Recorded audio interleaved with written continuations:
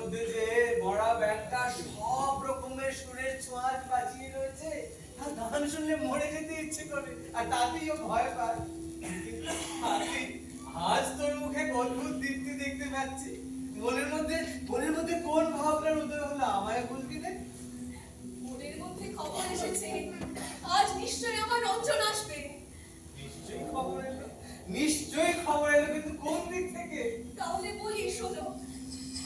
আমার জানালার কাছে ডালিমের ডালে রোজ একটি নীলকণ্ঠ পাখি এসে বসে।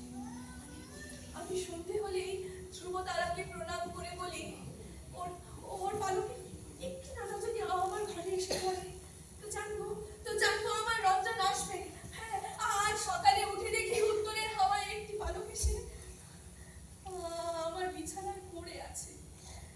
এই তো আমার বুকের আঁচলে। তাই তো দেখছি কপালে কুমকুমের টিপ পড়েছিস। যখন রঞ্জন আসবে তখনই পালক আমি তার চূড়োয় পরিয়ে দেব।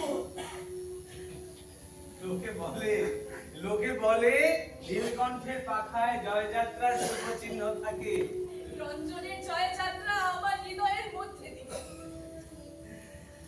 আচ্ছা, এখন তোকে আমি আমার কাজে যাই পাগলি। না না, আজ তোমাকে কোনো কাজ করতে দেব না। কি করব? গান করো। কি গান করব? পথ যাওয়ার গান। পথ যাওয়ার গান। পথ যাওয়ার গান। যুগে যুগে যুগে যুগে বুঝে আমার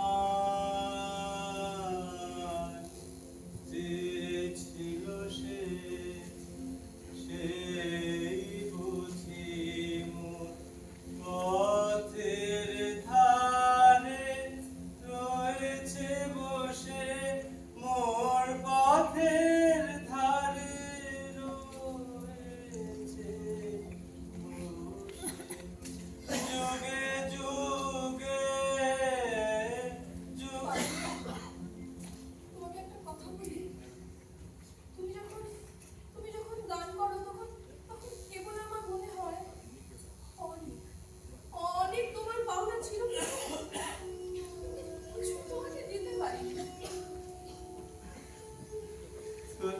তোর কিছু দিতে না পারা, তোর কিছু দিতে না পারা, আমি আমার ললাটে পড়ে নিয়ে চলে যাব, কিন্তু অল্প কিছু দেওয়ার দামে আমি আমার গান বিক্রি করব না রে, গান বিক্রি করব না।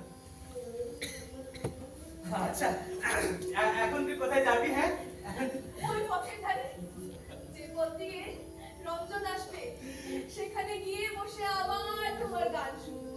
তবে তাই চল।